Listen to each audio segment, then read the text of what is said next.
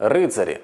Воплощение благородства, джентльмены в сияющих доспехах или циничная воинская элита, готовая убивать за власть тех, кто стоит на пути. О рыцарях, их образе жизни, оружии и доспехах написаны тонны книг, снято огромное количество фильмов и передач. Рыцари являются героями фэнтези и фантастики, персонажами разнообразных игр и постановок. Конечно же, вокруг рыцарей сложилось множество невероятных мифов и предрассудков. В первую очередь это касается военного искусства рыцарей и их реальных возможностей на поле боя. Сложился стойкий стереотип, что рыцарь это прежде всего некто в тяжелых, очень толстых доспехах с огромным мечом.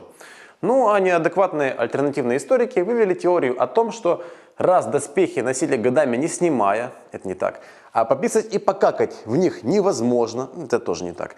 Из этого следует, что рыцарские латы это скафандры про пришельцев-моллюсков, и про этот бред у меня есть отдельное видео, ссылка в описании в подсказках. А в конце этого видео будет научный эксперимент на эту тему. Ну что ж, давайте попробуем разобраться, что из того, что мы знаем о рыцарских доспехах, является историческими фактами, а что не более чем популярный миф или ложный стереотип. Это канал World of Armor, мастерская Armoury Smith.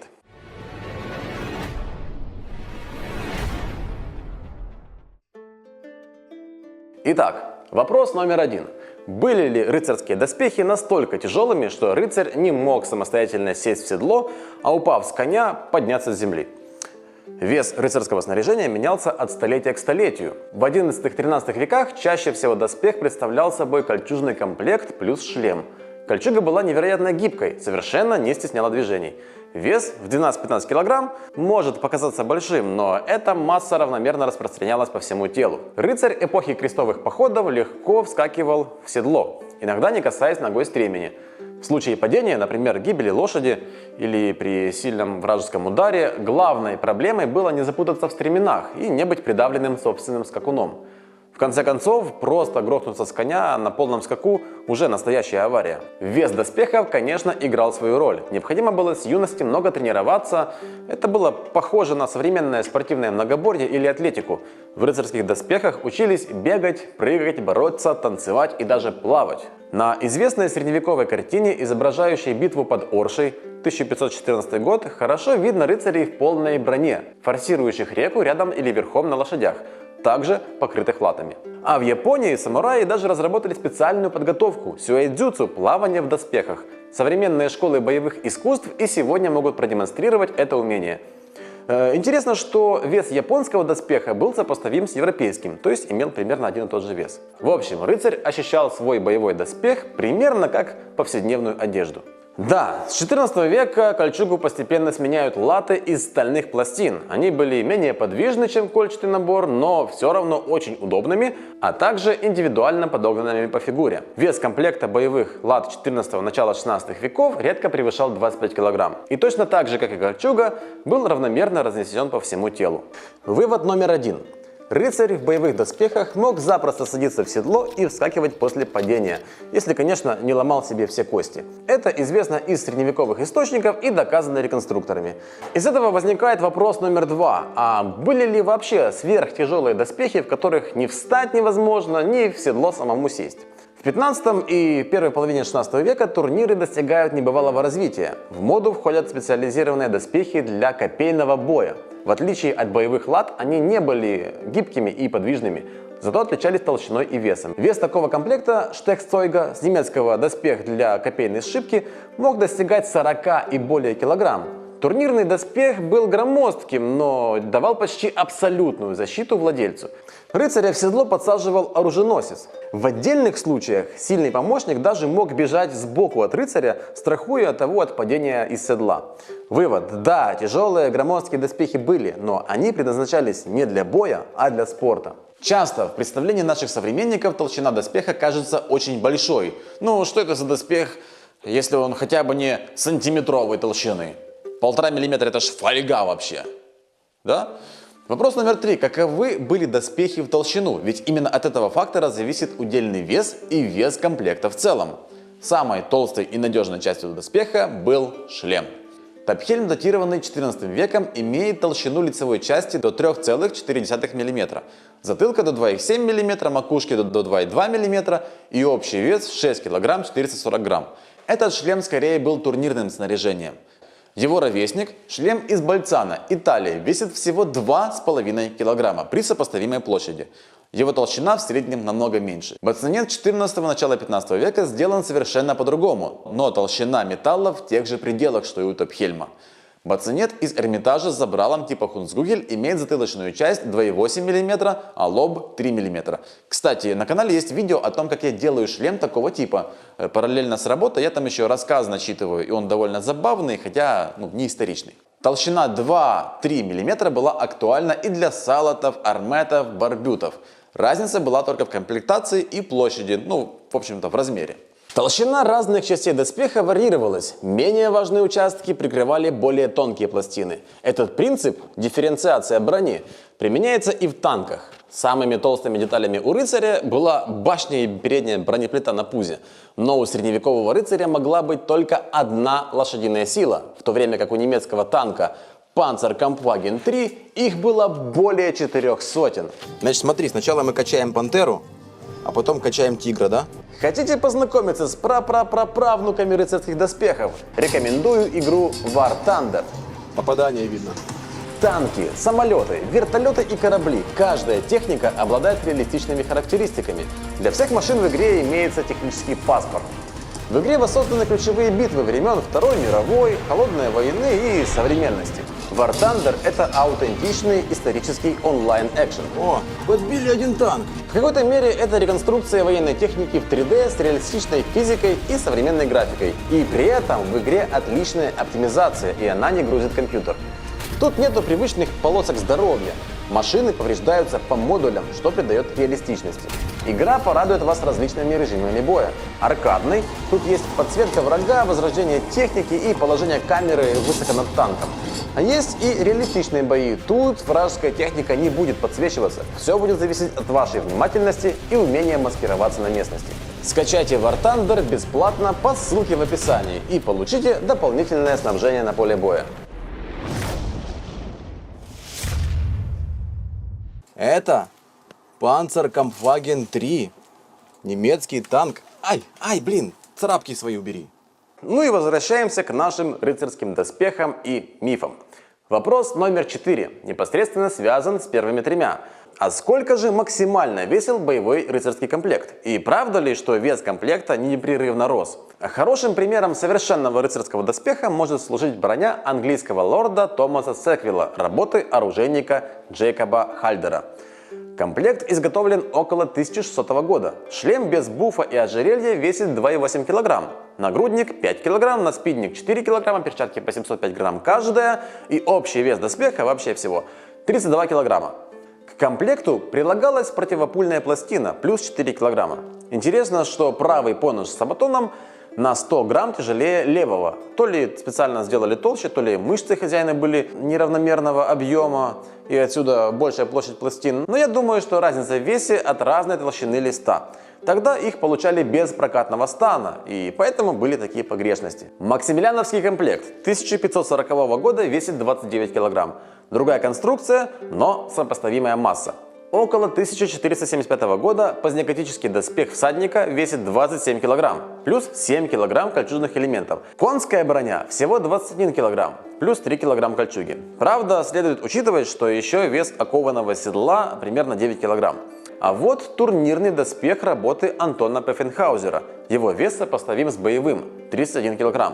При этом боевой доспех того же мастера весит всего 25,5 кг. Получается, принципиальный вес комплекта лад с 15 по начало 17 века во многом миф. Вес колеблется незначительно, в пределах 27-32 кг, независимо от стиля.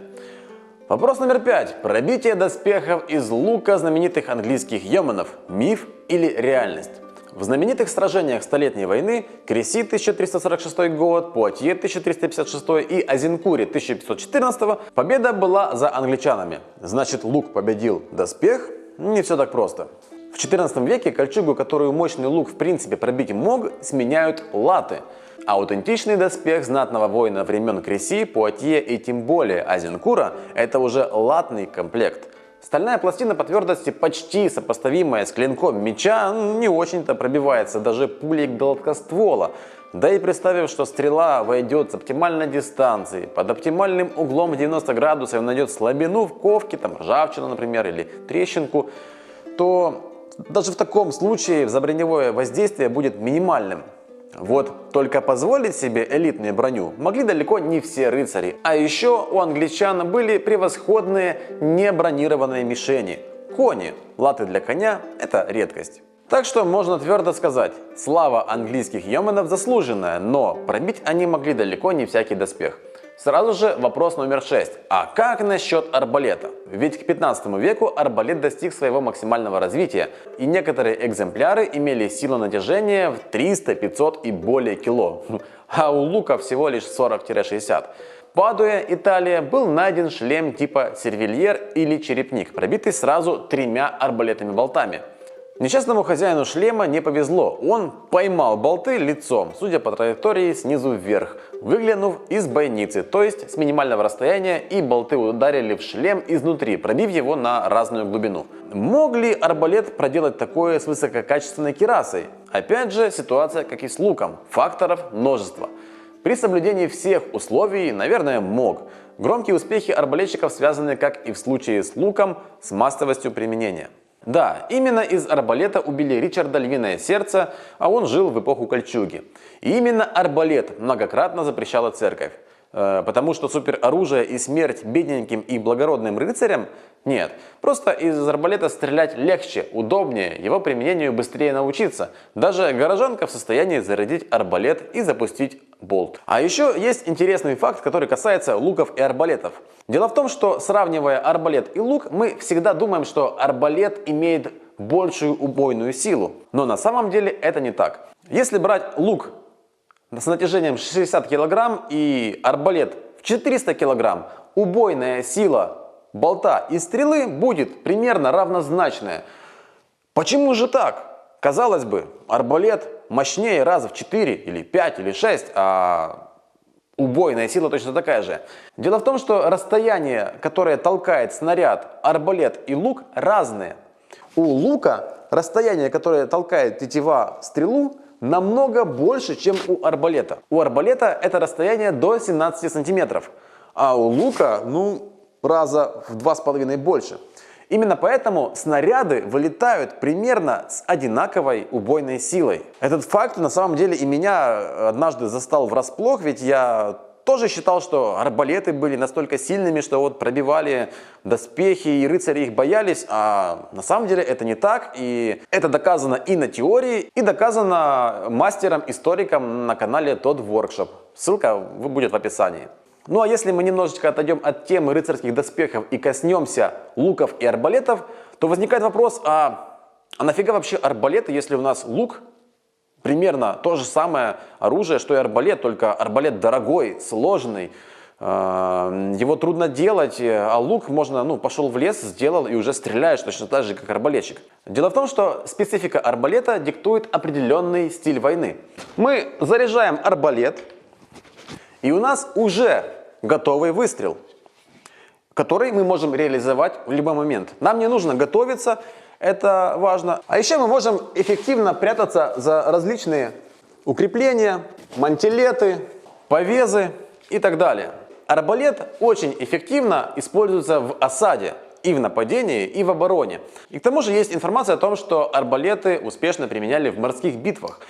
Вероятно от того, что во время качки и во время того, как корабль качается, или плывет, или ветер, вы можете сесть, облокотиться, можете занять какую-то позу и сделать выстрел. С луком этого не сделать. Лук подразумевает, первое, подготовка к выстрелу. И второе, определенная позиция. Можно стрелять стоя, можно стрелять, возможно, с колена. Но при этом длинный лук, например, нужно будет разворачивать по диагонали. И все. И война с луком уже требует совершенно другого применения. Преимущество лука в том, что скорострельность раз в 6 выше, чем у арбалета. Но есть один нюанс. Люди, умеющие это делать, Это не просто вот я взял, я такой пришел и уже начинаю пулять 6 стрел в минуту и навесом и далеко, и из лука 60 килограмм. Вот у меня в руках лук 20 килограмм. Если я постреляю полчасика, у меня уже будут очень болеть пальцы. А лук в 60 килограмм, я не знаю, смогу ли я сделать хоть 5 выстрелов. Из этого следует, чтобы у нас были воины, умеющие стрелять из лука профессионально, должна быть целая традиция обучения таких людей. И в Англии такая традиция была, в отличие от других регионов. И англичане учились с детства стрелять из лука. Поэтому из такого ополчения, которое с детства стреляет из лука, получались профессиональные лучники, которые могли жестко наказать даже тяжелую кавалерию, которая считалась царицей на поле боя в те времена. Итак, мы немножечко отошли от темы доспехов и теперь обратно возвращаемся к ним. Вопрос номер 7. Доспехи исчезли после изобретения огнестрельного оружия? Первые пушки появились на поле боя в XIV веке. Именно в это время доспех начинает стремительно развиваться. Даже использование первых ружей в XV веке не только не отменяет латы, латы становятся совершеннее. Пехотинец, вооруженный ружьем-аркебузой, старался стрелять с минимальной дистанции, а по рыцарю в добрых латах вообще в упор. Так был хотя бы какой-то шанс, что примитивная огненная труба проломит сталь. Но вот в начале 16 века появляется гораздо более совершенный мушкет. Длинноствольное ружье могло пробивать традиционные латы, что показала битва при Павии 1525 года. Исчез ли после этого доспех? Нет, его стали модернизировать, кирасу делать толще, навешивать специальные противопульные экраны. Появились даже элитные противопульные доспехи для военачальников. Например, 3/4 комплект кардинала Ришелье весил более 47 килограмм. В таком комплекте уже не повыделываешь акробатические номера, но эти латы были всего лишь персональным броневиком главнокомандующего и не более того. Так что же, почему же латы исчезли? В 16 веке начинается эпоха массовых армий. Жизнь пехотинца, а часто и всадника, который уже не был рыцарем-аристократом, стоила меньше, чем самый простой латный доспех. Доспехи сохранили кирасиры до Первой мировой, а потом доспех возродился в штурмовой пехоте. Об этом, кстати, есть отдельный ролик, как средневековье вернулось на поля Первой мировой, ссылка в описании. Вопрос номер 8. Так что же, рыцарь на поле боя – это всегда воин, одетый в доспехи? Почти в 100% случаев таки да. Даже кольчуга в свое время увеличивала шанс на выживаемость в разы, однако в XI-XV веке рыцарь прежде всего был всадником на дестрие, мощном, специально обученном коне. Рыцарь атаковал врага тараном копья, а тело защищал большим щитом. Без этого набора конь, специальная сбруя, седло, копье, тяжелая кавалерия не могла царить на поле боя. Доспех был, скажем так, второстепенным, хоть и очень важным. Так Ричард Львиное Сердце был застигнут внезапным нападением сарацин и пошел в битву без доспехов, но верхом, с копьем и щитом. Этот факт зафиксирован документально. Любопытно, что король даже не был ранен, откровенно говоря, повезло. Вывод. Доспех был важен, но рыцаря делал машиной смерти в первую очередь не он, не доспех, а выучка и удобная ситуация для кавалерийской атаки. Ну и в заключении. Вопрос номер 9. А как же справлять нужду в доспехах? Может, рыцарь делал свои дела прям туда, вот внутрь? Ведь памперсов не было, значит, были проблемы с гигиеной, вероятно, чудовищные. Конструкция доспеха была отлично продумана. По конструкции они были сходны с верхней частью одежды своего времени. Конечно, отправлять естественные надобности удобнее без доспеха, но рыцарь мог разобраться с интимными деталями лат вполне самостоятельно. И все-таки, во что же были одеты рыцари Средневековья? Ну, понятное дело, в одежду, ну и в доспех. И сейчас я продемонстрирую, как это все одевается. Ну, как видите, я одет в средневековую одежду. Это примерно 14 или 15 век. На голове у меня шаперон, на корпусе рубаха с такой вот безрукавочкой, к которой вешаются шоссы. Шоссы — это такие мужские чулки в средневековой Европе. Они разделены спереди и разделены, сзади. И вот это вот белое, это не памперсы, как вы пишете в комментариях, это бре. Такие вот мужские шорты-труселя в средневековой Европе. А на ногах у меня просто вот такие сапоги. Ну что ж, если я рыцарь в боевом походе, то вероятнее всего у меня будет защита ног. Пехотинцу не обязательно иметь защиту ступней, голени. Туда довольно далеко тянуться, и вообще в таком доспехе далеко не походишь с тяжелыми ногами. Но рыцарь у нас это кавалерист, поэтому он будет ехать на коне, и ему не сильно будет тяжело ходить своими ножками. Ну и самое главное, если вы пешие, то до рыцаря в бою, который на коне, ближе всего дотянуться до его ноги.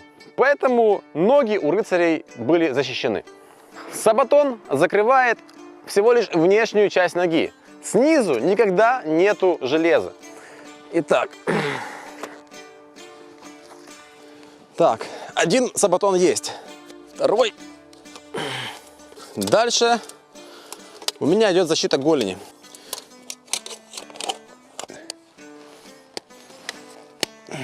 Шаперончик немножко мешает. Фух.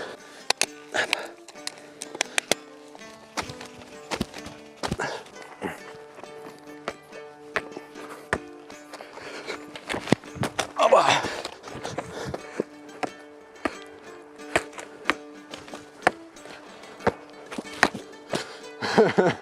Не рыцарское это дело в футбол играть. Так, а вообще дальше у нас бедра.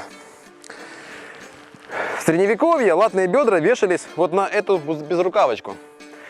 Но я буду вешать на специальный кожаный пояс, который будет у меня служить разгрузкой.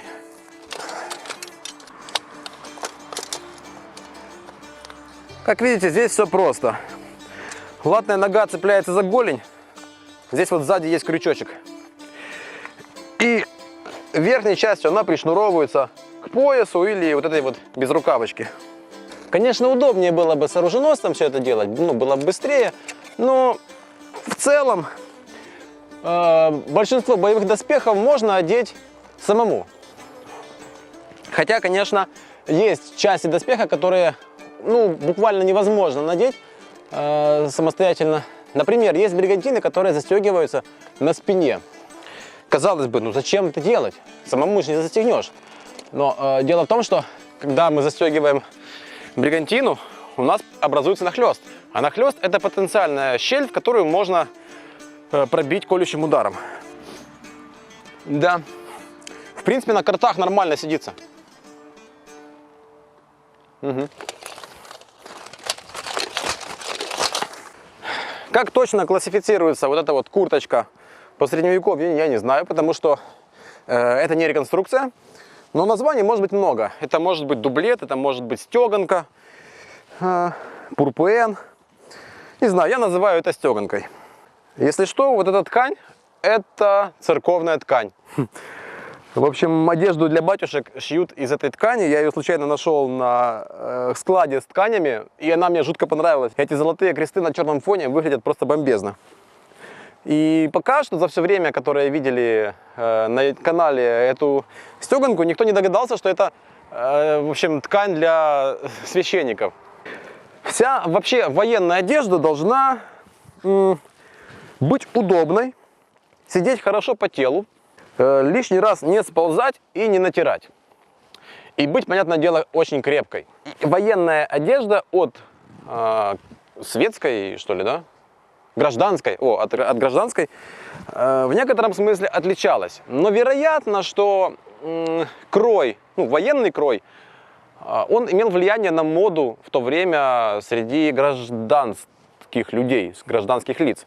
Может, именно поэтому, это всего лишь теория, в Европе были распространены чулки, поверх которых легко одеваются вот такие вот латные ноги. Видите, они плотно облегают ногу, ничего лишнего, то есть как будто бы, ну, такая вторая кожа у воина.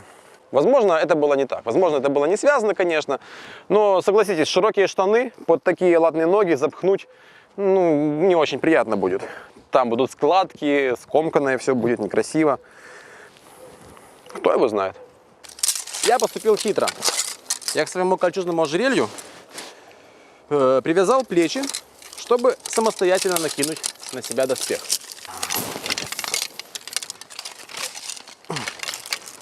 Оп. Раз.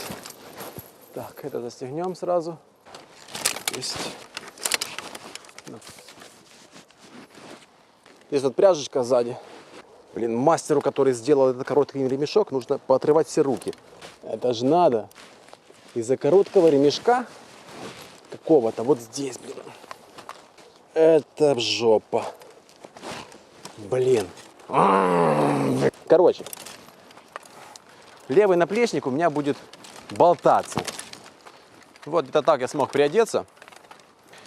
И теперь самое сложное — одеть кирасу самостоятельно.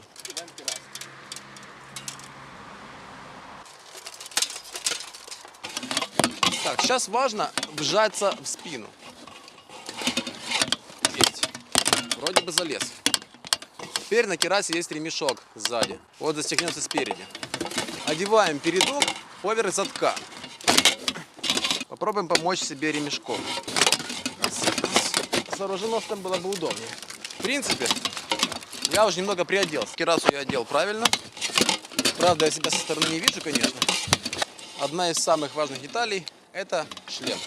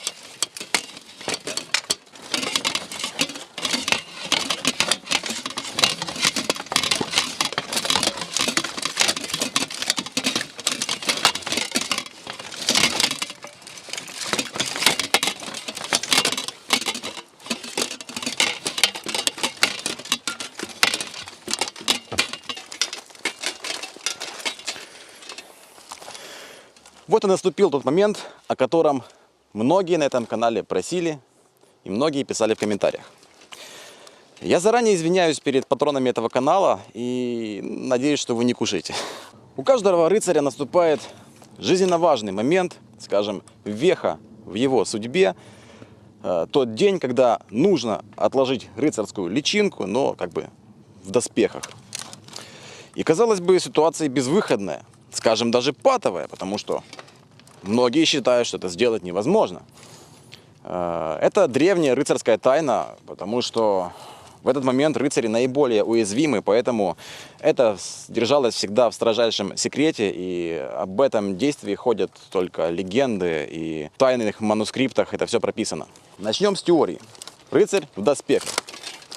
Вроде бы все защищено латами, но есть открытые места. И нам нужно знать об открытом месте в паховой зоне. Почему оно вообще есть?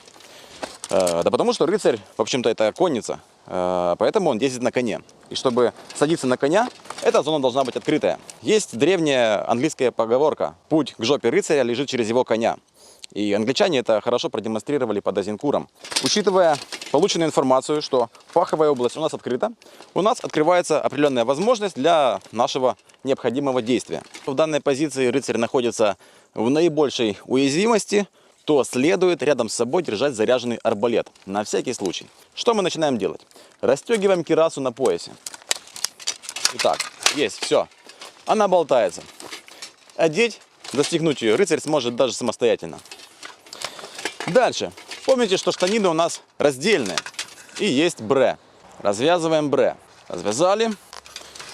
Так. И начинаем спускать.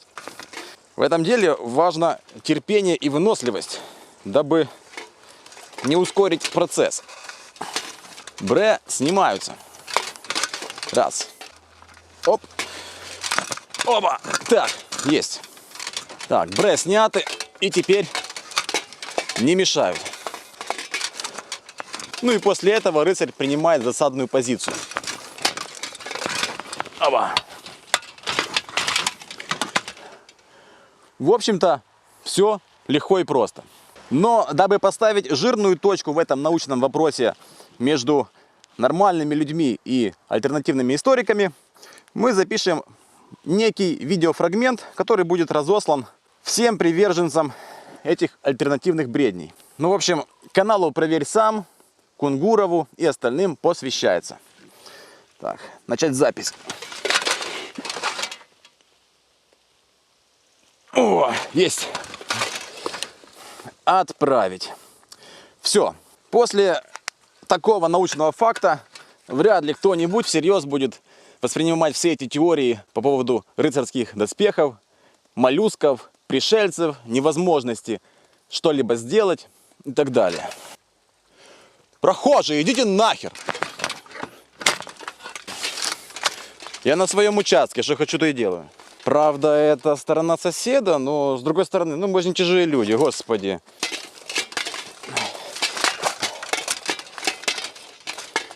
Ну что ж, вопрос, который волновал многих. Вопрос, который вы так часто писали в комментариях, можно считать закрытым. Как это делается в доспехах?